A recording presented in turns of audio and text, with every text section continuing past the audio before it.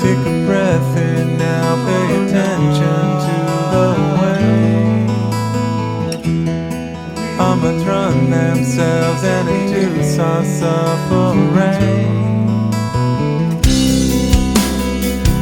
We are one night away.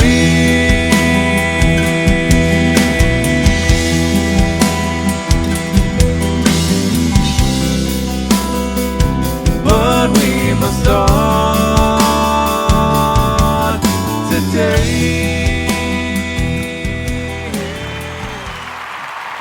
What up, my Misfit family? Welcome back to Misfit Island. What day is it? It's Friday.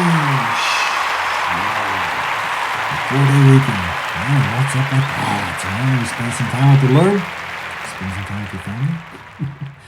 Did Thanksgiving go over well for you? Or did you did you plant some seeds?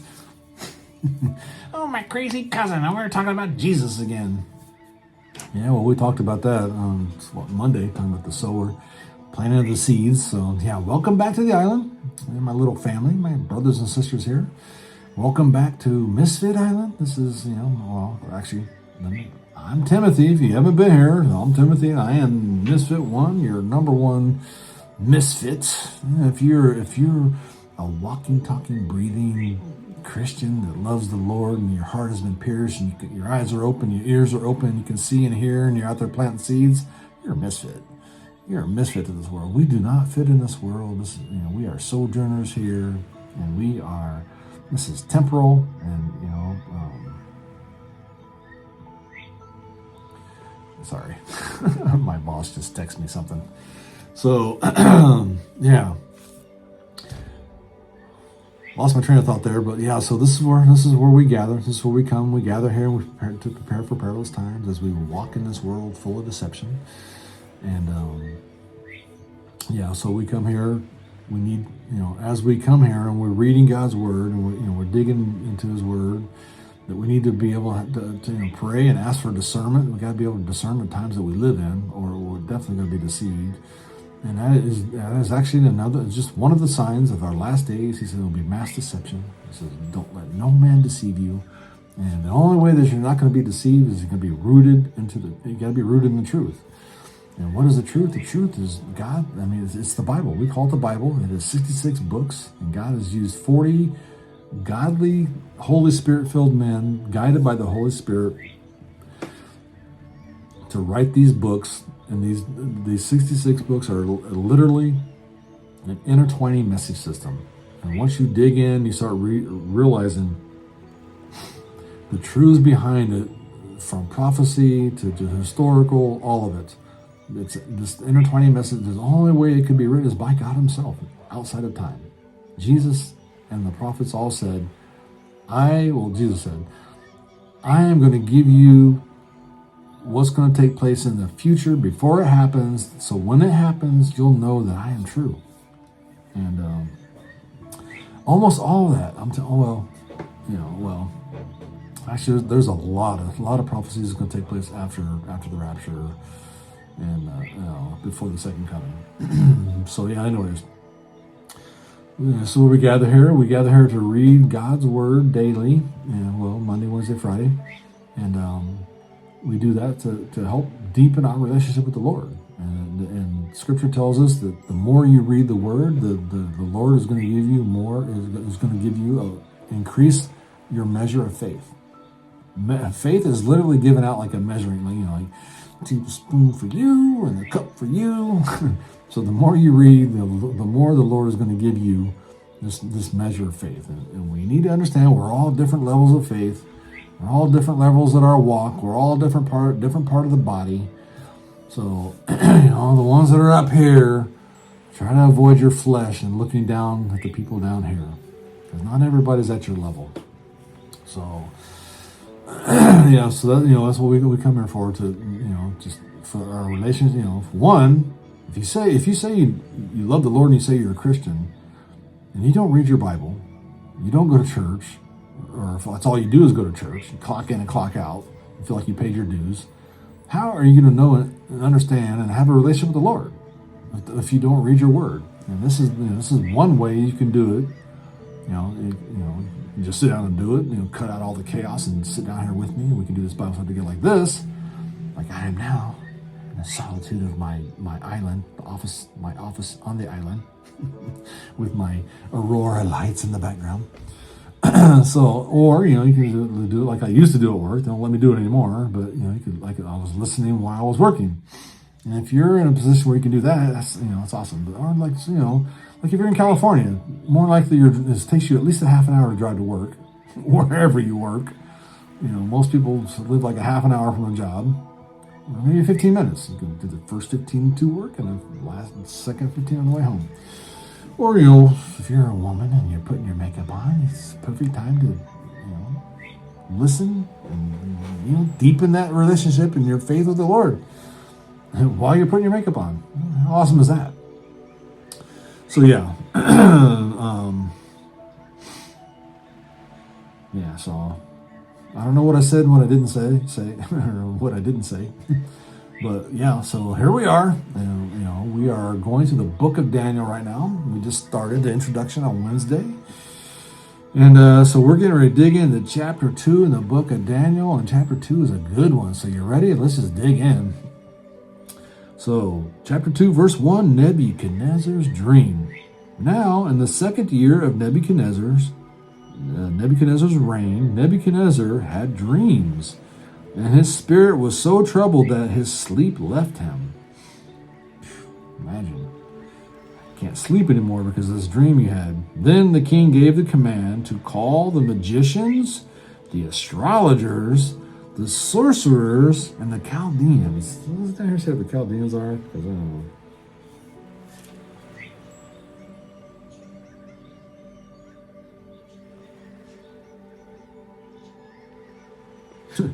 It says, see, I don't know about the study Bible I got. It says, if you have a study Bible, you take it with a grain of salt, because the things they say or how they interpret it might not be true. I don't know. This says magicians. The word translated magician refers to those who use a pen. Really? Most likely, those learned in the sacred writings of the Babylonians. So maybe they wrote it down and they learn the sacred writings of the Babylonians, but I guarantee you they're caught up into the witchcraft of it, the demonic aspect of it. Because Babylon is like the hub, the main hub of demonic, the demons, and sometimes about the portals, Mount Hermon, and this whole area is definitely was Satan's little hub, and we're going to see that's going to become the hub again one time, and the world's going to weep and mourn when it's destroyed. So that's the book of Revelation. That's kind of like why I'm going to the book of Daniel, because when I get done with the book of Daniel, I might go back into the book of Revelation. I've actually started doing my study for that, the outline and filling in things. So the last time I taught it, I just wing it. I read it and I go by the things I thought and stuff off the top of my head or whatever. So anyways, it doesn't say what the Chaldeans are, but I know the Chaldeans is, I don't know. I forgot. I record this on my phone, so if I had my phone here, I could look at what's Chaldeans, or I can ask this, Siri or Chat GPT. I don't have that. I don't pay for that. And the Chaldeans to tell the king his dreams. So they came and stood before the king. So look at how the people that don't have a relationship with the Lord, what are they using to understand things? Magicians, astrologers, sorcerers, and Chaldeans. Now, I know Chaldeans is like something demonic too, I think. To tell the king his dream. So they came and stood before the king, and the king said to them, I have had a dream, and my spirit is anxious to know the dream. Then the Chaldeans spoke to the king in Aramaic. I think like how I say the book was written in 3 different languages. I think like 2 to 6 or 7 or whatever is all written in Aramaic, or 2 to 5. I think one of the chapters is literally written by Nebuchadnezzar or something, or one of the guys in here. I don't know, it's been a while since I read this, so we're kind of going through this together again, and I'm using, like I said, I'm using my new Bible, so I don't have anything highlighted, no notes or nothing. I'm just going to wing it together. Are you ready? Maybe I should put my other one, get my other one over here.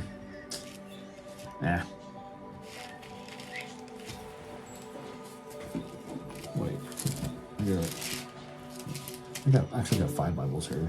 I want to see if this other, my old study Bible says what the Chaldeans are. Nebuchadnezzar. It doesn't say either. Oh, this is chapter 1. Hello, chapter 2.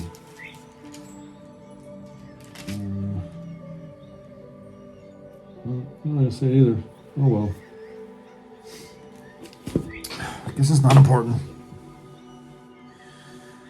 So the king, so they spoke to the king in Aramaic, and I think that's like the Gentile language of the time, which is Aramaic.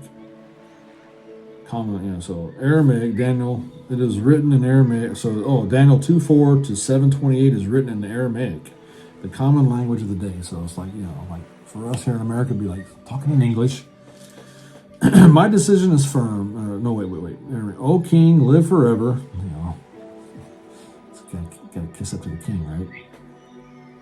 Tell your servants the dream, and we will give you interpretation. Come on, dude, tell me what your dream was, and we'll interpret it for you.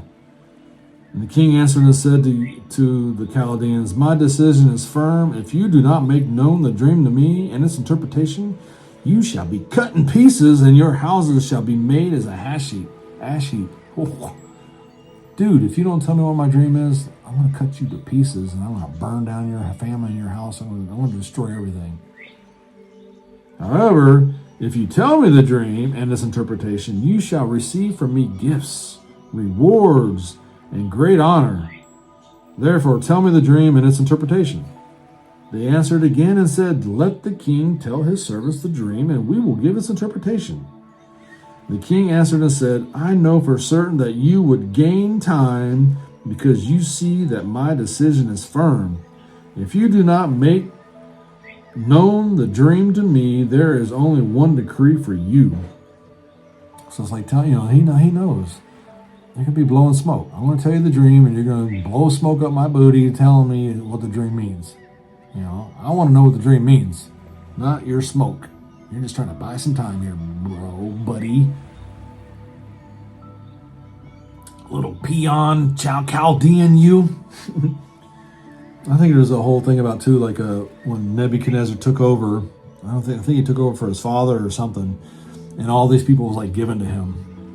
Like he didn't want them. I think that's why he took all like Daniel and them. He made them part of his because he knew these people was like like you see today, especially like 2016, 2020. Trump's administration was full of neocon, backstabbers, and he's got a few in there now.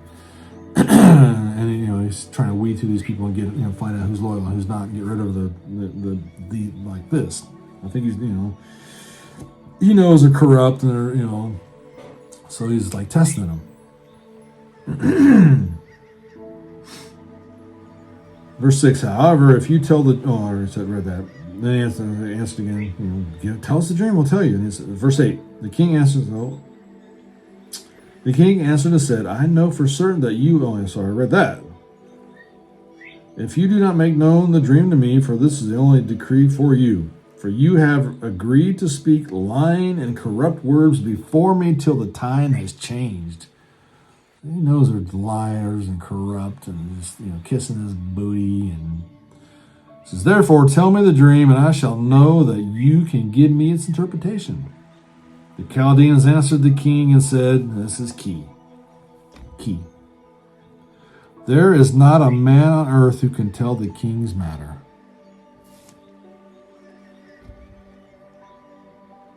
Therefore, no king, lord, or ruler has ever asked such a thing of any magician, astrologer, or Chaldean. Because they're all the fruit of their fathers. father of lies. It's all, you know, it's all magic tricks. Same thing today. Politicians, you could just put down here Republican, Democrat, Independent. Is that a magician, astrologer, sorcerer, and Chaldean? It's rampant. And the Chaldean, put that as the media, mainstream media, lamestream media, fake news. See, Trump, Nebuchadnezzar, Trump. Fake news. He's basically, that's Nebuchadnezzar. You guys are fake news. Sit down, fake news. Wow, it was on from there, wasn't it? Sorry, again, like I say, when I talk, I never have a scratchy voice, ever. Every time I do these videos, it's like, there is not a man on earth who can tell the king's matter. So, verse 11, it is a difficult thing that the king requests, and there is no other who can tell it to the king except the gods. Remember, you got God, and then you got the sons of God, little gods. I think that people try to stop teaching that because they like the plurality of gods, and like I forgot what they call it. instead of the one God. The terms are like slipping me, and of course I'll remember it as soon as I edit it. Dude, maybe I'll type it in. So, anyways, the only one who could tell the king his matter are the gods. I don't know if the sons of gods could do that or not. I don't know if they're still around here, influencing these guys, and they have communication with them. I don't know. So he says, look, the king, except the gods whose dwelling is not with flesh. For this reason, the king was angry and very furious and gave the command to destroy all the wise men of Babylon.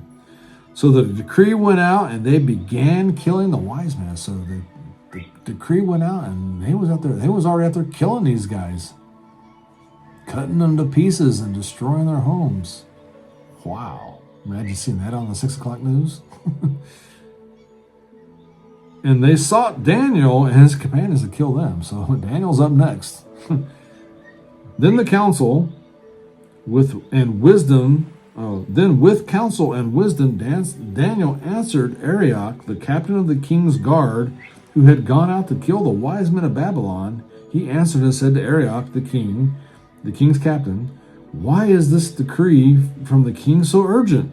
Then Arioch made the decision known to Daniel. So he told Daniel, this is what he said. That's what he said, dude.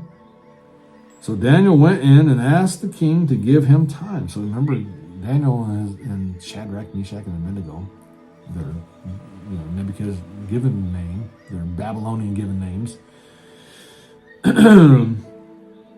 went into the king and said that he might tell the king the interpretation. Then Daniel went to his house and so Daniel said, damn, dude, wait, I'll tell you what your dream was. I'll interpret your dream.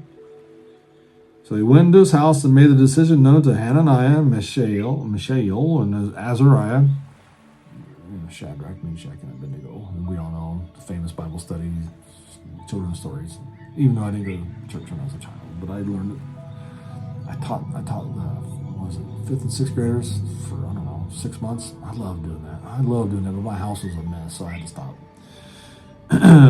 So Azariah, his companions, that they might seek mercies from God of heaven concerning this secret, not of the gods, but mercies of God of heaven, so that Daniel and his companions might not perish with the rest of the wise men of Babylon. And the secret was revealed to Daniel in a night vision. So Daniel blessed the God of heaven, not the gods, but the God of heaven. Daniel answered and said, blessed be the name of God forever and ever, for wisdom and might are his, and he changes the times and the seasons. Ooh, I'm getting ready to change the times and the seasons here real soon. He removes kings and raises up kings. He gives wisdom to the wise and knowledge to those who have understanding. Remember, we just read that in one of the parables on Monday. He reveals deep and secret things. He knows what is in the darkness, and the light dwells with him. Verse 23, I thank you and praise you, O God of my fathers. You have given me wisdom and might, and have now made known to me what we asked of you, for you have made known to us the king's demand. Verse 24, therefore Daniel went to Arioch, whom the king had appointed to destroy the wise men of Babylon. He went and said thus to him, do not destroy the wise men of Babylon. Take me before the king, and I will tell the king the interpretation. Then Arioch quickly brought Daniel before the king. So he probably didn't want to go out there and kill these guys. He's like, oh, let's go. Come on, dude.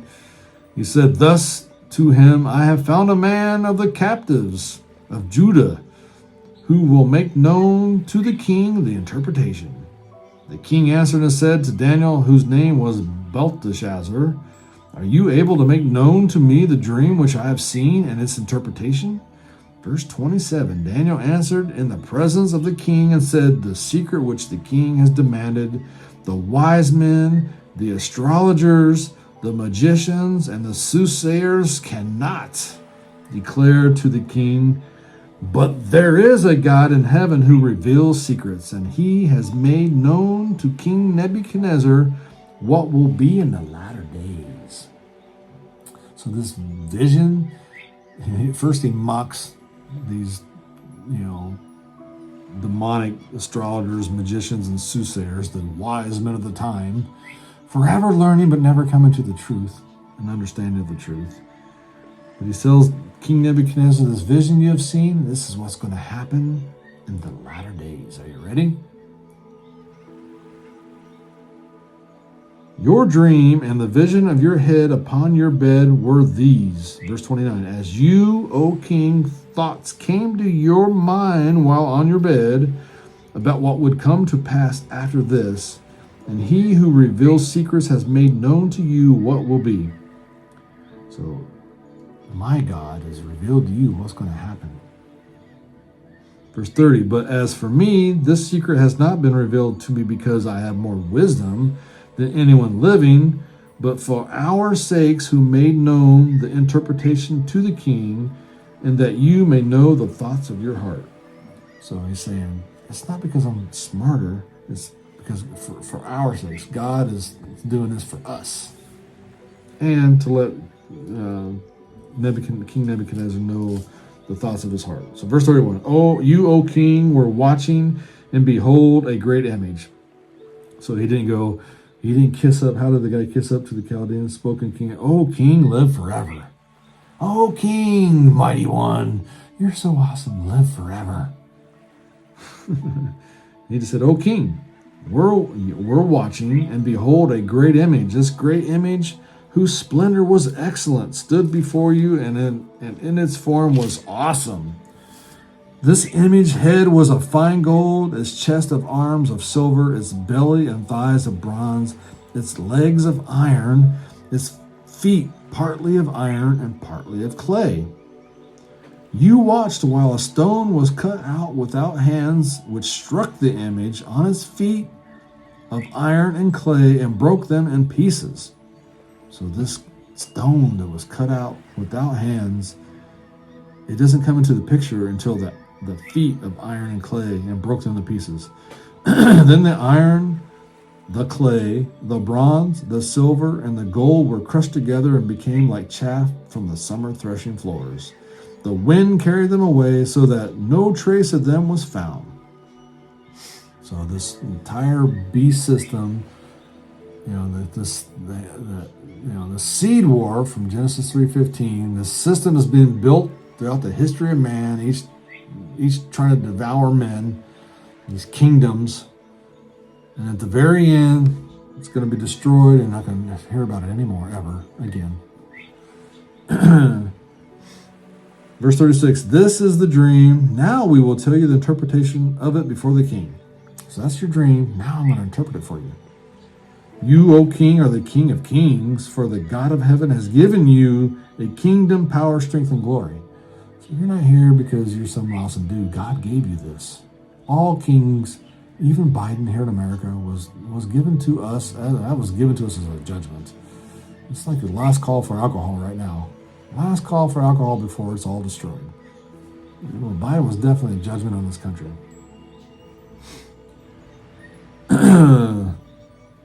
So God of heaven has given you a kingdom, power, strength, and glory. And wherever the children of men dwell, or the beasts of the field and the birds of the heaven, he has given them into your hand and has made you ruler over them all. Wow.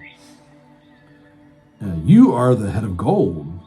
But after you shall arise another kingdom inferior to yours, then another, a third kingdom of bronze, which shall rule over all the earth. So this third kingdom is going to rule over all the earth. I'm pretty sure that was Rome.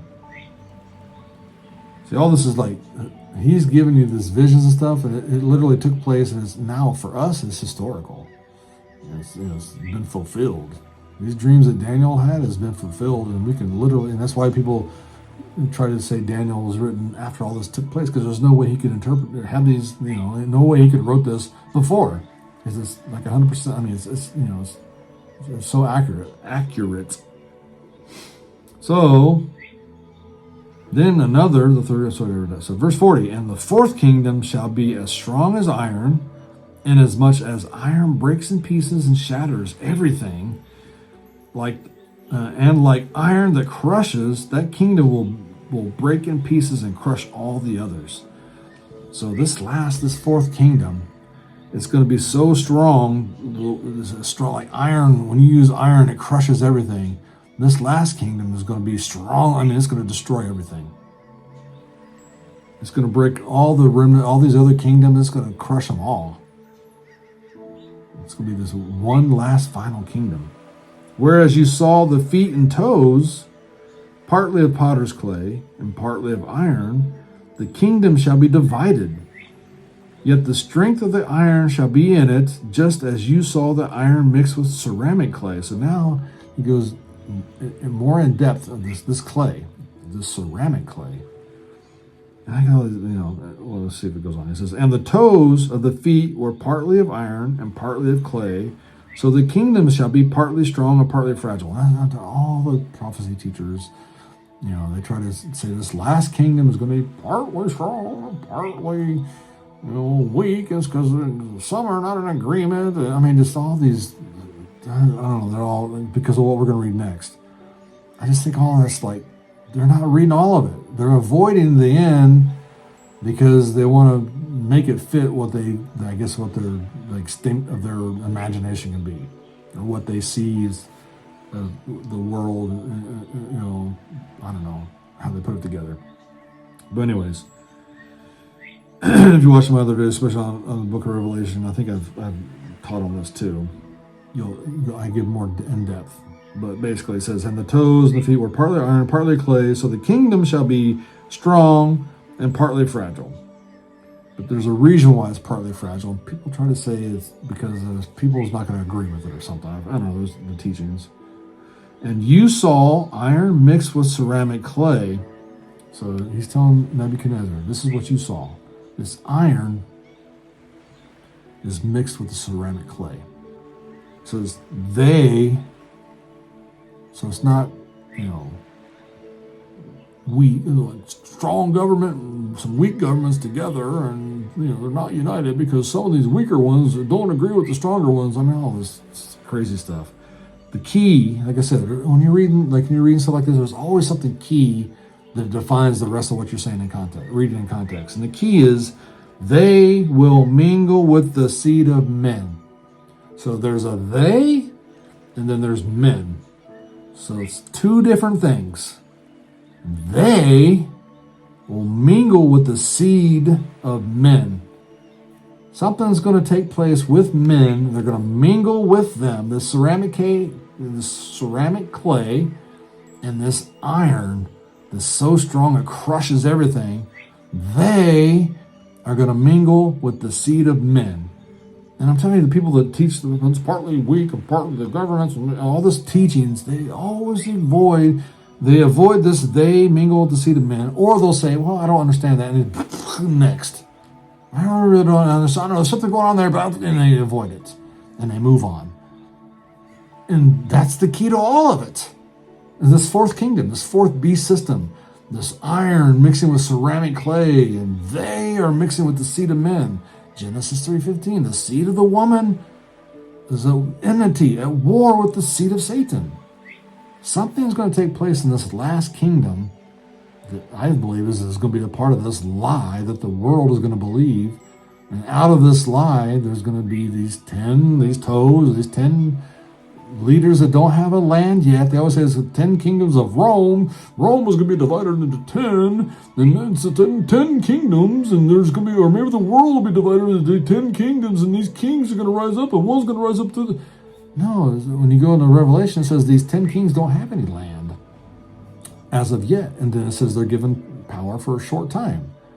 Well, those, you see here in Daniel, this vision that Nebuchadnezzar had, these 10 toes or these 10 kings and this little one rises up, is they, something other than man, is going to mingle with the seed of men. And it says, but they will not adhere to one another, just as iron does not mix with clay. So he's telling you, the vision is iron and clay, and it's crushing, and it's ceramic clay and all that. But the key is it's they, something other than men, are going to mix with the seed of men. Now, if that's going to be genetic altercations, if it's going like Genesis 6, so the manipulating the flesh, and they created the mighty man, the giants, the Nephilim. If it's going to be that again, or if it's going to be where, like, you see Yuval Noah Harari and Bill Gates and Elon Musk, and how they're trying to merge computer chips with men, cyborgs or whatever, or Terminators, or how they're trying to put implants in the brains or something like that. If that's what he's seeing, this beast of this fork. You'll see later. It talks about it more detail.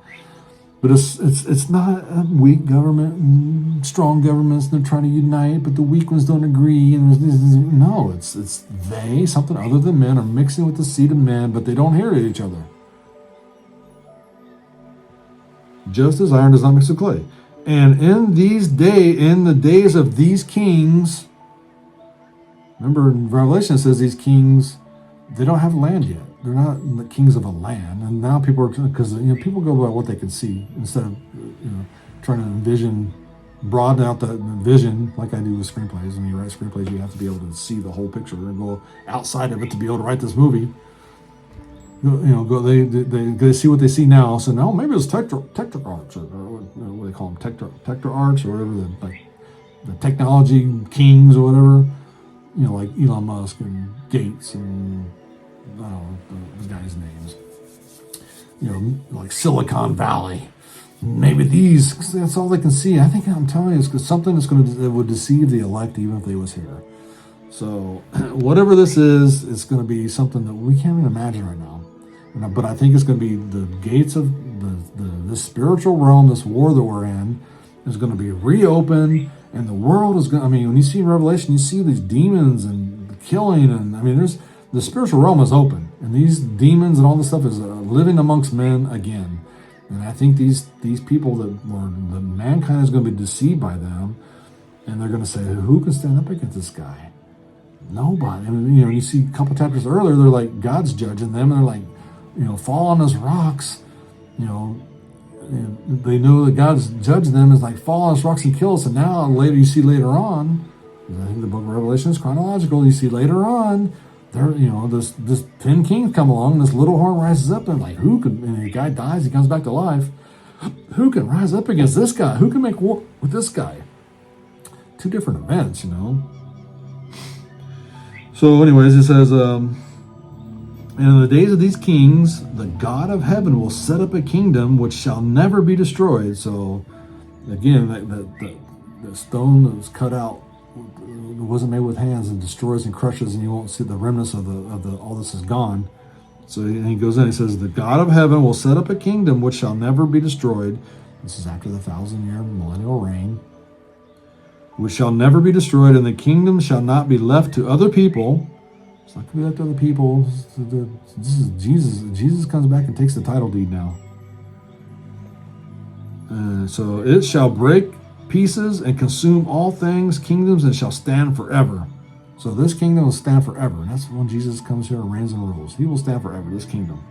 Inasmuch as you saw that the stone was cut out of the mountain without hands, and that it broke in pieces the iron, the bronze, the clay, the silver, and the gold, the great God has made known to the king what will come to pass after this. The dream is certain, and its interpretation is sure. This is legit, dude. This is it. This is, I'm not playing around here. I got this from God. And it says the stone that was cut out of the mountain without hands is going to break the entire system. This whole world system has been going on. All these different kingdoms, and we're still a remnant of that. We're still pieces of that. This demonic world. It's going to crush it forever. So this, the iron, bronze, silver, clay, gold, it's all going to, this whole system is gone. The enemy and man has tried to do to kill, steal, and destroy and control the world. It's gone. So verse 46, the king Nebuchadnezzar fell on his face, prostrate before Daniel, and commanded, imagine, the king that God has put in place that controls everything, falls on his face before Daniel. And commanded that they should present an offering and incense to him. The king answered Daniel and said, truly your God is the God of gods and the Lord of kings and the revealer of secrets. He knows this is the true God. Not all these little gods of these magicians and sorcerers and Chaldeans. Since you could reveal the secret, then the king promoted Daniel and gave him many great gifts, and he made him ruler over the whole province of Babylon and chief administrator over all the wise men of Babylon. Ooh, how do you think they feel about that? All these men have power, and then you got these little Enochs, these little kids that they took out of Jerusalem, like little slave boys, and made them Enochs, and like they're like little servants. Now they rule and reign over them. That's not going to go over well. Anytime you're excelling in life, people are always going to try to drag you down in their hole. People, it's human nature to be jealous and envious and don't want nobody to succeed, but most people. Anyways, so now Daniel's control. He's chief administrator of all of them. Babylon. Also, Daniel petitioned the king. So Daniel said, "Hey, king," set Shadrach, Meshach, and Abednego over the affairs of the province of Babylon. But Daniel sat at the gate of the king. So Daniel's like the man of Babylon, and his brothers. They're like the little it's like Daniel's like the 4-star general, and these guys are like full bird colonels or whatever military terms over all the so all these people that was kissing up to Nebuchadnezzar and the Chaldeans and magicians and sorcerers, they got this position of status and power, and they call on them, and they now they got these little slave boys over them. That's not going to go well. So there you go, chapter 2 in the book of Daniel, and I'm telling you the key, the times that we're living in right now, is this fourth beast system that we can see it being built right now. We can see how they can take away all of our power and make us where we can't buy and sell unless we take the mark. That beast system is being put in place. But Daniel and Nebuchadnezzar sees this dream, this first dream here, Nebuchadnezzar's dream. We're going to see more dreams throughout Daniel. But the key is this fourth kingdom that's going to come on the earth. It's going to come right now, or it could happen real soon, today. It's being formed right now. But they are going to mingle themselves with the seed of men. That's what's going to be different, and that's what's going to be, I think, is going to be a part of this lie that could deceive the elect if they were still here. That's what's going to take place here on this earth. And you see all the people that poo you and don't want to hear, and my crazy Christian and cousin's a Christian, tell them about talking about Jesus, or people you see at the bank and you tell them and their eyes glaze over and their ears are dull, and they don't want to hear it, and they're caught up in the worldly things and feeding their flesh. Well, they're going to be in a rude awakening because they're going to be cast into the middle of this chaos, and this beast is going to crush everything, and they're going to be crushed. They're going to be crushed. That's why when I look at my loved ones and people I know and people I work, just people in my circle, it's sad, man. When you start contemplating this kind of stuff, like when I teach this and I read this and I think about it, man, it's like it breaks me. It breaks me to know that there's people I love in my life and they're going to be crushed with the system if they don't open their eyes and open their heart and wake up. They don't want to listen to me anymore, so